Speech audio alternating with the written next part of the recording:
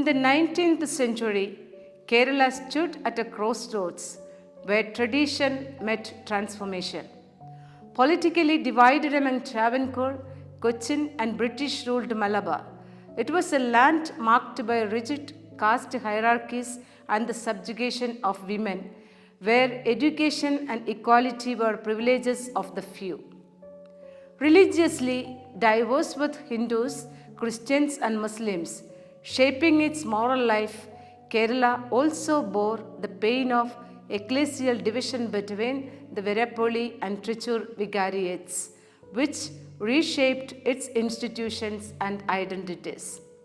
Yet, amid these constraints, the sparks of reform were kindled through missionary efforts and visionary reformers.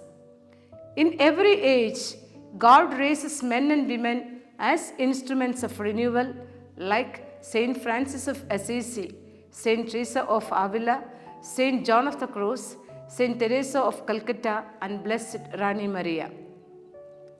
And into this tapestry of 19th century Kerala, God wove one such radiant thread, Venerable Mother Alishwa, destined to be a spiritual and social reformer whose faith flowered into compassion and whose inner fire illumined the darkened paths of her age.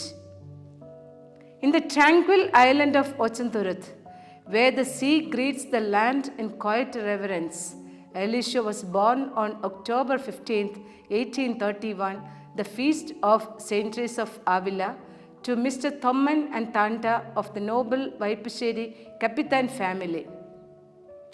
It was as if heaven had chosen that day with a purpose, for the spirit of the great Carmelite reformer of Spain would one day find an echo in this child of Kerala, another soul aflame with the same mystical love of God.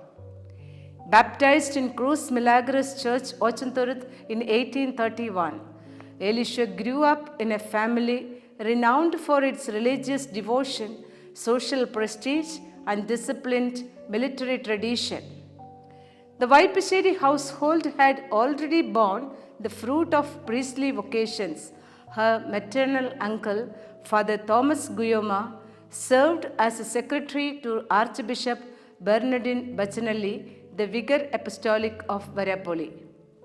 Her younger brother, Father Louis Vaipasheri OCD, also embraced the priestly calling and became the first priest of the indigenous Carmelites of the Latin Rite from Kerala.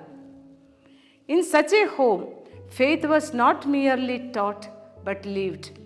Formed in faith and human virtue, little Eliswa imbibed a rhythm of prayer, discipline, and compassion that shaped her tender heart.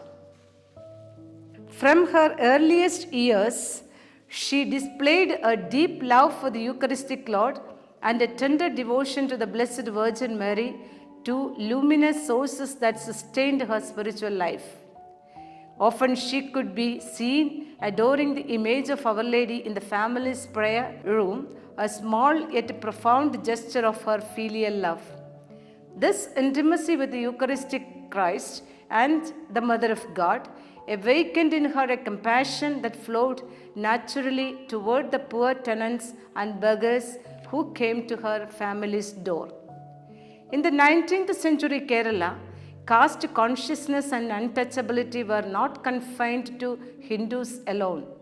Even the Christians, though theoretically outside the caste system, had absorbed its spirit of exclusion. Landlords ruled vast estates, and their tenants and laborers who toiled from dawn to dusk were paid with mere necessities for survival. They stood at a distance, hands folded, heads bowed, addressing even the children of their masters as Tamburan King or Tamburati Queen. The children of these poor workers were never allowed to mingle with those of the upper class. Amidst such a rigid and stratified world, little Eliswa dared to be different. She lived what could be called a spirituality of counterculture, where compassion quietly defied custom. Encouraged by her parents she often reached out to the poor tenants with kindness. Catholic families followed the custom of arranged marriages, often for girls in their teens. At 16, Alishwa accepted her parents' decision as the will of God, surrendering her quiet desire for a life wholly given to Jesus and the Blessed Mother. In 1847, she was married to Eliswa Vakayil, a respected landlord of Kunamau. Known for its spice trade, the Vakayil family was rich in both material prosperity and religious devotion. Father Leonard TOCD testified that Vatharu and his brothers generously donated land for St. Philomena's Church, Kunamau. Their home, like many of its time, had tenants and dependents who served them with reverence. In this new household, Elishwa's inner flame of contemplative and compassionate love grew brighter. She led the family in daily prayer, cherished the Eucharistic celebration, and radiated trust in the Lord in every trial. Elders recalled her deep compassion. No poor person ever left the Vakayil courtyard hungry or empty-handed when she was there. Defying the taboos of untouchability, she reached out to the vulnerable and the voiceless, especially to the poor, to women bound by social oppression. In her quiet acts of mercy, the young bride of Kunamau became the gentle light of Christ in a world darkened various oppressive systems. The radiant joy of Alishwa and Vatharu's togetherness shone but briefly, as the winds of the fate soon veiled their bliss. A deep sorrow pierced Elishwa's life when her husband was struck by an unknown and incurable illness. In 1851, he passed into eternal rest, leaving Eliswa a widow at 20 and their little daughter Anna, only 1.5-year-old, fatherless. The loss tested her faith, yet her unwavering love for the Eucharistic Lord and the Blessed Mother became her refuge. Widowhood in the 19th century Indian society carried a heavy stigma. Women were often pushed to the margins, viewed as ill-fated and unwelcome. Yet the Kerala Church, influenced by Christian missionaries, offered widows certain rights, inheritance, residence, and even the freedom to remarry. The social disdain lingered. Against this tide, Alishwa chose another path. After the death of her husband in 1851, a new dawn rose in Elishwa's life. In silence and solitude, she sought strength through prayer and meditation, discovering within herself a mysterious divine serenity that healed her grief and deepened her union with God. She refused a second marriage, embraced her widowhood with dignity and purpose, and transformed her sorrow into compassion. Bearing the weight of both mother and father for her child, she turned her suffering into strength. Her life became a quiet defiance of custom, a radiant witness that holiness could rise even the ashes of loss. Her heart was torn, but not broken. It became the tabernacle of a deeper love. The human affection she once gave her husband was transfigured into a spousal love for Christ, her true and eternal bridegroom. Her widowhood became her consecration. Mother Alishwa's courageous decision to embrace a way of life unseen and unheard for women, especially for widows, became the wellspring of a revolution, making her a spiritual reformer who dared to translate faith into a living witness of renewal in her time. Out of sorrow was born a sacred determination to embrace a unique way of life that would endure for generations. The desire for prayer, sacrifice, and service, long nurtured within her, began to take shape. In choosing a life apart from the customary path of widowhood, she proclaimed that women are not powerless and that faith can awaken dignity where society sees one. Living a semi contemplative life, she deepened her love for God and her compassion for the poor. That was the preparatory period to do something different, though its ways and means were uncertain to her. In 1857, she confided her inner disturbances and spiritual longing to a native Carmelite priest from Mananam, though no clear direction emerged. However, with the encouragement of Father Guillaume, her maternal uncle, she moved in 1860 with her daughter Anna to a quiet dwelling called Kalapura, which means the granary house, seeking more solitude and silence. Nurtured in the gentle light of the Elishwanic school under her mother's care, Anna blossomed in obedience, humility, and a fervent love for Jesus and Mary. Drawn by the grace of her mother's example, she yearned to walk the same sacred path. Yet, within Eliswa's heart arose an undefined stirring that could not be silenced. One day, in her prayer, a mysterious inner voice whispered, "Go and tell Kochumupachan." Father Leopold Beccaro OCD is an Italian Carmelite missionary fondly called as Kochumupachan by the people of Kunamav. Listening to the voice of grace, she approached Father Leopold and in the confessional poured out her soul. He discerned the unmistakable seal of divine election on Eliswa.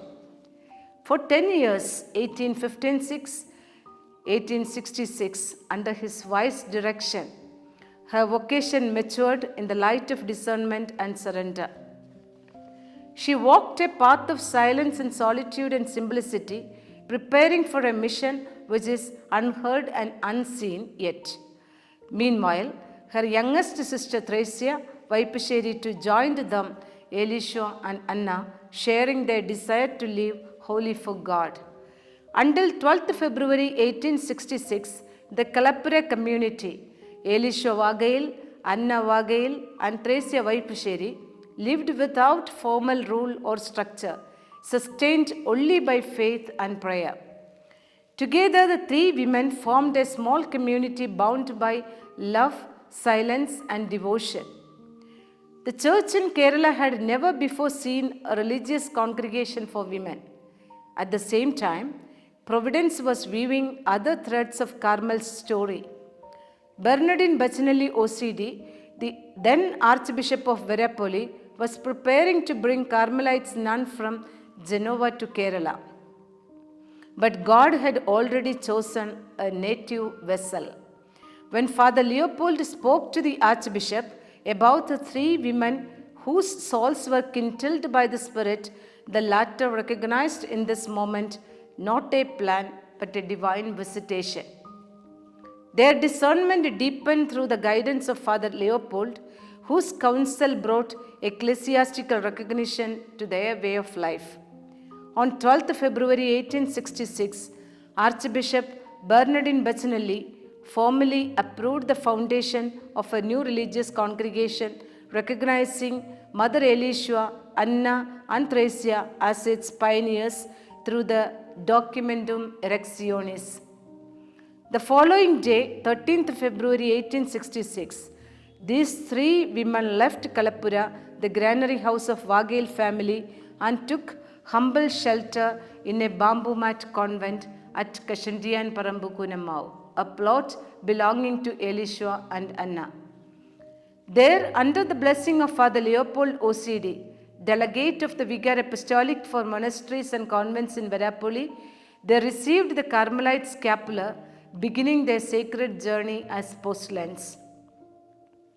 For the construction of the humble bamboo mat convent and for every assistance needed in this noble endeavor, and even after its foundation, St. Kuriakos Elias Chavara offered unwavering support to Father Leopold, bound to him by a deep and devoted friendship.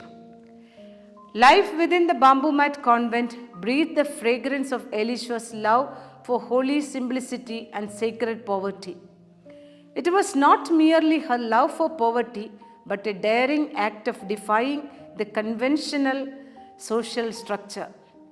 In a society where aristocratic families regarded living in a bamboo mat hut as shameful and scandalous, Eliswa dared to leave Vakayil ancestral home to embrace voluntary poverty. With the founding of this small community, Mother Alishwa became the pioneer of the first indigenous religious congregation for women, the Third Order of Discaste Carmelites, TOCD. Father Leopold reminded them often, I quote, "You are the foundation stones. Now you are the initiators in Malabar, and after 100 years, you will be the beginners in the country. Then your followers will study your life as we study Saint Teresa of Avila today." Today, his prophecy stands fulfilled. As generations continue to draw inspiration from Mother Alishwa, the first flame of Carmel in India. The decree of the Congregation for the Evangelization for the Propagation of the Faith and other ecclesiastical and congregational documents testify that the Third Order Carmelite Congregation for Women was founded by Reverend Mother Elizabeth Vakayil and canonically erected by Bechinelli OCD. On 14th February 1866, Mother Alishwa received Eliswa Putanangadi, today known as Sister Clara, a penitent of Saint Chavara, as the fourth member of the community. As time passed, the number of new admissions to the congregation steadily increased, while the bamboo mat convent with its 3 small rooms became increasingly inadequate. Moreover, the sisters' health and security were at risk in such poor conditions. Taking all these factors into account and in view of the congregation's future, the Archbishop Bechinelli commissioned Father Leopold to construct a new convent on the patrimonial property of Sister Anna. The Archbishop himself extended generous financial support and made a substantial contribution toward the construction. The foundation stone dedicated to Saint Teresa of Avila was laid on 13th June 1866, and the building was completed by February 1867. On 27th March 1867, the sisters moved into their new convent, where they received the Carmelite habit, formally beginning their canonical novitiate under the paternal guidance of Father Leopold, whose admonitions remain preserved in the convent chronicles. After a year of formation, on 16th July 1868, Mother Alishwa, Sister Anna, Sister Teresian, and Sister Clara made their religious profession, sealing their covenant of love and service. Amidst all her responsibilities as a pioneer, prioress, and foundress of a new way of life for women in the land, Mother Alishwa also had to bear the pain of another deep loss. On Wednesday, 24th May 1871, her beloved daughter Anna, scarcely 21, was taken to heaven through an incurable illness. Though her heart ached with a mother's deepest sorrow, she stood with courage, overseeing the funeral rites and burial with the solemn duty of a prioress. In that profound grief, she lifted her suffering to her spouse, Jesus, uniting each tear and pang of loss with his passion, offering them as a silent hymn of love, surrender, and faithful trust. The steady increase in the number of candidates aspiring to embrace this new way of life, both from the Syro-Malabar and Latin communities, was a clear sign of God's will and blessing upon the congregation. For 24 years, the congregation grew in unity, living beyond the barriers of Syro-Malabar and Latin as one body in Christ. However, the history of TOCD congregation largely explains the consequent ecclesiastical rivalries and tensions between the Latin missionaries and Syrian clergy. The obvious outcome was the bifurcation of the Verapoli Vicariate, separating of the Syro-Malabar Christians from the Vicariate. The involvement of foreign ecclesiastical authorities in the process of bifurcation of Vicariate caused many damages. Primarily, their unfamiliarity of local language, inadequate knowledge of the history of Kerala, and the real history of the origin and evolution of the TOCD congregation for women were the main limitations. Eventually, propaganda fide, guided by reports from foreign ecclesiastical authorities, unfamiliar with Kerala's history and the TOCD's origins, the jurisdiction over St. Teresa's convent at Kunamau, today belonging to the CMC, decided to transfer from Verapoli Vicariate to the newly formed Syro-Malabar Vicariate of Trichur in 1890. Through the painful event of the TOCD's bifurcation, Mother Alishwa mirrored her profound ecclesial maturity. Though it was a heavy blow for the foundress and the pioneering members, she consciously remained silent, guiding the Latin Rite sisters in patient obedience and trust in the Lord. The official decree struck a deep blow, and on 17th September 1890, Mother Alishwa and her sisters bid farewell to their convent, land, and the sisters of the Syrian Rite. Heartbroken, she descended the steps of St. Teresa's convent, Kunamau, leaving behind 24 years of sweat and toil, a quiet witness of faith, loss, and enduring devotion. The passivity of the Latin sisters, spearheaded by Mother Alishwa, was an explicit expression of her spiritual maturity. She had consciously avoided speaking about all that happened to the congregation. It was perhaps a unique moment in Christian history. A foundress and the pioneering were called to leave their only home, the cradle of their mission, because of ecclesiastical realignment. Mother Alishwa had to surrender the first convent, school, boarding house, and orphanage, the spaces where she had kindled the light of education and dignity in the lives of women and children. Yet her spirit did not waver. For 53 days they wandered in faith, experiencing their own exodus, sheltered by the gracious Carmelite sisters of St. Teresa at Ernakulam from 17th September 1890 to 10th November 1890 in their small outhouse.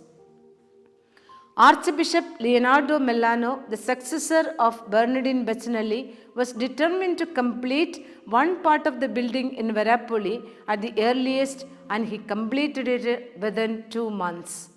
As soon as the building was completed on 10th November 1890, sisters returned to Verapoli from Ernakulam was arranged, and they received a warm reception with the solemn procession from the shore to the cathedral church by a large multitude of people and the clergy. The hardships and challenges faced by Mother Alishwa and the first members on the occasions of pioneering the 2 convents at Kunamau and Verapoli were unimaginable. However, this had in no way affected Mother Alishwa's spiritual strength and social commitment. From there began the second spring of her vocation. Once again, she built a school and a boarding for girls and continued the mission of education undiminished zeal. From her hidden life blossomed a twofold heritage.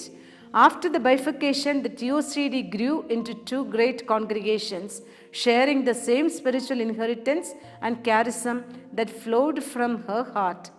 When the 2 congregations were raised to the status of pontifical right, they received the names CMC and CTC.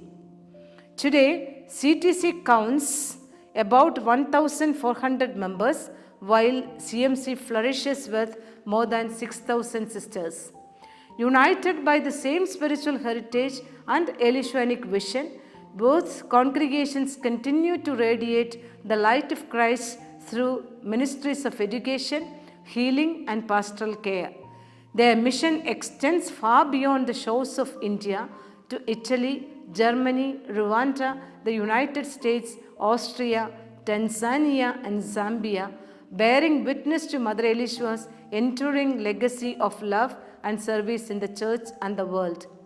Though distinct in organization, both remain united in spirit, daughters of one mother, carrying forward her legacy of prayer, sacrifice, and service. Even amid her personal trials, Mother Alishwa remained steadfast in her divine call to be both a social and spiritual reformer. With prophetic vision, she recognized that the true renewal of society must begin with the empowerment of women. Thus, she dedicated herself to the education of girl children at a time when such an endeavor was scarcely imagined. In her gentle yet resolute way, she initiated self-help undertakings for women, humble beginnings that prefigured today's self-help movements. Through training in tailoring, rosary making, and other small-scale crafts, she opened pathways for women to earn their livelihood with dignity.